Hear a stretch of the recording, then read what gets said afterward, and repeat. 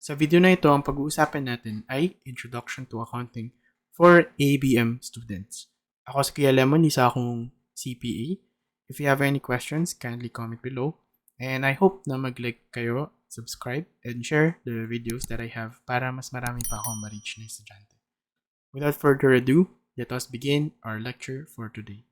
Ang unang pag-uusapan natin ay yung definition of accounting. Sabi dito, accounting is the process of identifying, recording, classifying, summarizing, and interpreting financial transactions to help users make economic decisions.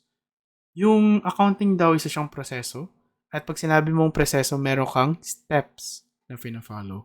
Ang steps na to ay yung pag-identify, pag-record, pag-classify, pag-summarize, at pag-interpret ng financial transactions. Ano nga ba ang financial transactions? Paano mo masasabi na ang isang transaction ay financial? Well, pag sinabi mong financial transaction, ito yung mga may pera na involved. So when I say pera involved, ito yung may money, no? Money involved. So it can be in pesos, it can be in dollars. So let's say pumunta ako sa favorite kong shop at bumili ako ng isang stuffed toy. At yung stuffed toy na yun ay naghahalaga ng 100 pesos. Pag binigay ko yung 100 pesos dun sa nagbebenta at binigay niya sa akin yung stuffed toy, isa yung financial transaction kasi merong pera na involved. Merong in this case 100 peso na binigay ako dun sa store and therefore it makes it financial transaction. Kaya ang technical definition ng financial transactions ay yung may monetary nature or may money involved. So, ang nangyayari kasi class, no, kapag nag-account ka dun sa mga financial transactions mo, nakakatulong daw ito sa mga users, no, na makagawa ng economic decisions. Ang mga users na to ay yung mga investors, bankers, at employees. Marami pang iba, no? Pero for this explanation, itong tatlo lang muna. So, ano ba yung mga economic decisions na ginagawa ng tatlong to? So, ako ay isang investor. Ang economic decision ko is whether to invest or not to invest. Kung ako ay isang banker, ang question ko, no, na kailangan ko mag-make ng decision upon is whether to give out a loan or not to give loan. Kung ako naman ay employee, should I stay long term? Bakit should I stay long term? Kasi sa financial transactions mo, no, na in-account, doon mo malalaman kung kumikita yung kumpanya at kaya ka pa sweldohin as an employee. So, yun yung definition ng accounting. Again, it's a process, no, of identifying, recording, classifying, summarizing, and interpreting. Yung steps na yun, i-discuss natin later. But when you apply those 5 steps, no, you apply it into financial transactions, and accounting will then help users to make economic decisions. I hope that's clear. Yung next naman ay yung nature of accounting. Ano nga ba ang nature? So, as service activity, accounting involves human and technological effort to conduct. Para ikaw ay mag-account, no, kailangan mo malaman na ang accounting ay isang service activity. Hindi siya merchandising kasi hindi ka nagbebenta ng goods. Hindi siya manufacturing kasi hindi ka nag-create ng goods. Ito ay isang service. No? Ang pinoproduce mo is yung financial statements. Kaya it involves human and technological effort to conduct. Pag sinabi mong human, ito yung judgment involved kasi iniisip mo, no, na sa human being, as a CPA, ito yung kailangan ko na gawin para ma-account siya ng tama. At technological effort kasi ngayon sa panahon natin, meron ng AI and automation. In fact, ito yung background ko before in my previous job. And nakita ko, no, kung gaano kalaking tulong ang teknolohiya sa accountants. Ayun. Next, accounting is an art. Pag sinabi mong art, no, in accounting sense, it means that it involves judgment and interpretation in applying rules. Hindi kasi straightforward ng accounting. May mga bagay na mahirap, no, or complex transactions na gray area sa accounting. Next, accounting as science kasi it requires systematic methods for accounting. Meron kang sinusunod na, as mentioned in the previous part, no, meron kang rules na sinusunod. At itong rules na to, ito yung nagbibigay ng methodology kung paano mo i-account systematically ang transactions mo. Kaya hindi siya basta-basta. So, paano mo i-gel tong dalawa, no? I-drive tong dalawa? Meron kasing tinatawag na standards. Ang standards, ito yung parang batas sa accounting, no? At ang Philippines, meron siyang PFRS na tinatawag. Ang PFRS, ito yung accounting standards na fina-follow mo. At dyan sa PFRS, nakalagay dyan yung accounting for certain financial transactions. Meron kang batas na sinusunod at ini-interpret mo yan at nagbibigay ka ng judgment. Kaya siya art and science. Actually, itong dalawang to magkasama yan usually sa reference na nakita ko. At least in my reference. Next, it's a language of business. Pag sinabi mong language of business, ito yung ginagamit mo para mag-communicate ng financial health of a company. Ang financial health ng company, hindi mo yan malalaman, no?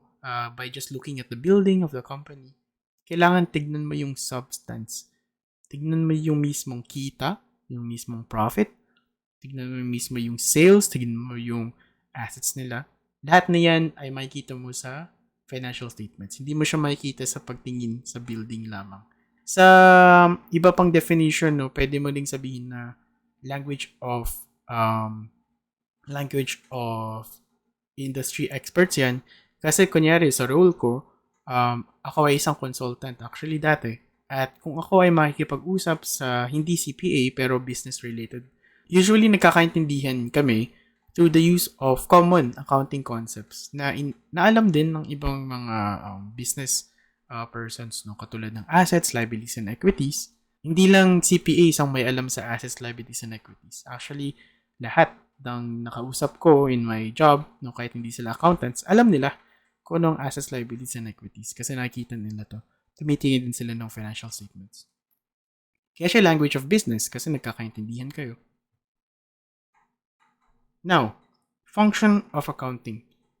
Merong identifying, recording, classifying, summarizing, interpreting. Ito yung process na sinasabi ko kanina, no? Pero merong added step na communicating. I-discuss ko to at this point in time. Identifying. Ano meaning ng identifying? Yan yung first step. Ang meaning ng identifying ay choosing financial transactions to account. Ito bang transaction na to ay financial in nature? Therefore, I should account for it. So, yun yung pag-identify mo. Kasi hindi lahat ng transactions class ay accountable event. So, kunwari, meron kang isang event na sinabi mo, o sige, pag ikaw tumakbo ka ng 10 meters, ako naman ay tatakbo ng 20 meters. Yun class ay isang transaction, pero hindi siya financial in nature kasi walang pera involved. Kaya kailangan mo ng step na identifying to identify whether it's financial or not. Is it a financial transaction? If yes, then you should account for it. Next naman ay yung recording. Kasi after masabi mo na yes, it's a financial transaction, kailangan i-put into writing mo siya in a systematic method. Pag sinabi mong systematic method, ito yung debit and credit. At usually, no, yung debit and credit, nilalagay mo yan sa libro or ledger. Ledger. Okay?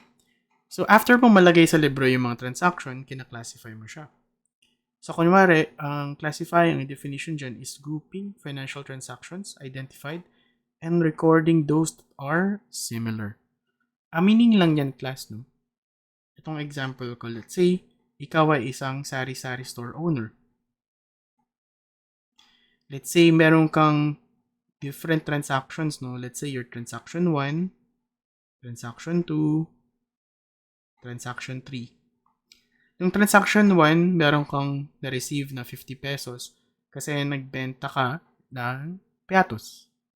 Yung transaction 2 naman, ang binenta mo is soft drinks worth 25 pesos.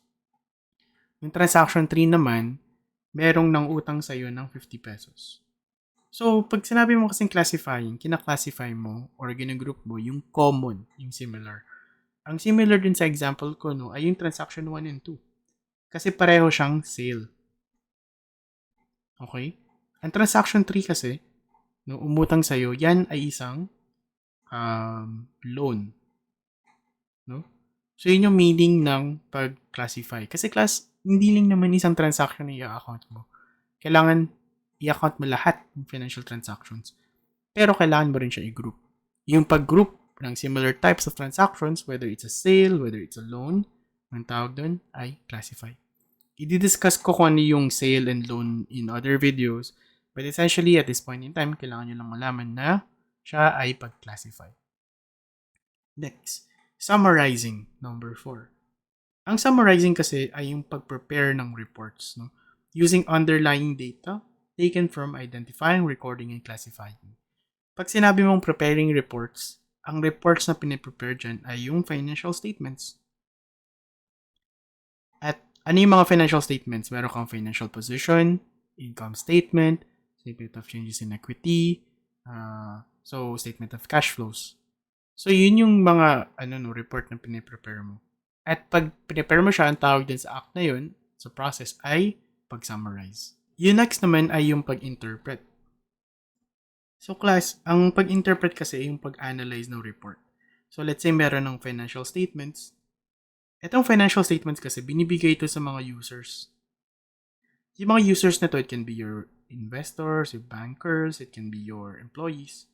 At kanya-kanyang analysis yan, no? Usually sa mga investors, ang tinitignan nilang analysis dyan is yung return on investment, ROI. Mataas ba yung ROI or hindi? Kung mataas yan, then maybe it's worth to invest in. So yun yung pag-interpret, no?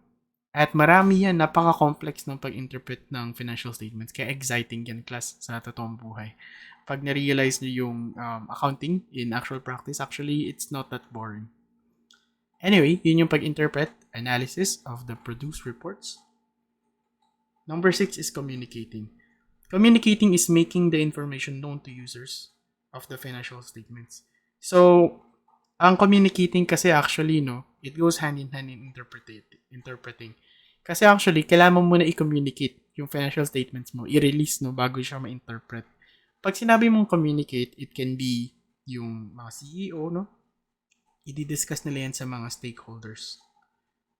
Bakit ganito yung performance ng kumpanya, ito yung cost niyan, konti lang yung bumili ng soft drinks, no?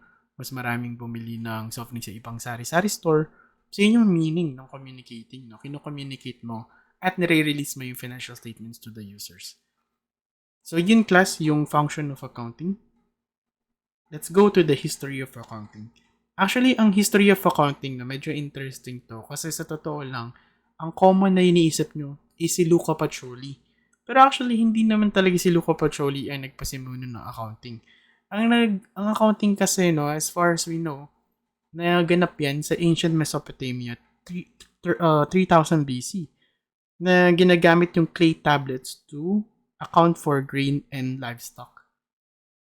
And even nung sa panahon ni Joseph in the Bible, no, yung naging parang CFO siya ng bansang Egypto, siya ay actually nag-manage ng food supply, storing, distribution of grain during famine. And I think we can infer na nag-account din siya. Yung si Luca Pacioli, actually, nung Middle Ages lang yan. Ang nangyari kasi nung 1494, si Luca Pacioli, nag-invento siya ng double entry bookkeeping. Pag sinabi mong double entry bookkeeping, ito yung debit and credit na sinasabi natin. Kasi double entry siya, dapat meron kang debit, dapat meron kang credit, dapat equal siya. So, si Luca Pacioli yung nagpasimuno ng double entry accounting, pero hindi siya yung nagpasimuno ng accounting. So, importante yan, ha? Kasi pag si Luca Pacioli, magagalit yan sa inyo siguro, no? Sabihin, hindi ako yung nagpasimuno ng accounting. So, ito yung bonus na discussion ko na gusto ko talaga i-discuss. Sabi sa research, ang debit daw kasi is what the business received. And credit is what the business gave or owed. Kaya nga yung debit, it shows where the value goes. Credit shows where the value comes from. So I hope na yung video na to ay nakatulong sa inyo. Again, if you have any questions, comment below. Please do subscribe. I really ask you to do so. It helps me reach more students. Salamat sa inyong lahat. See you in our next lecture.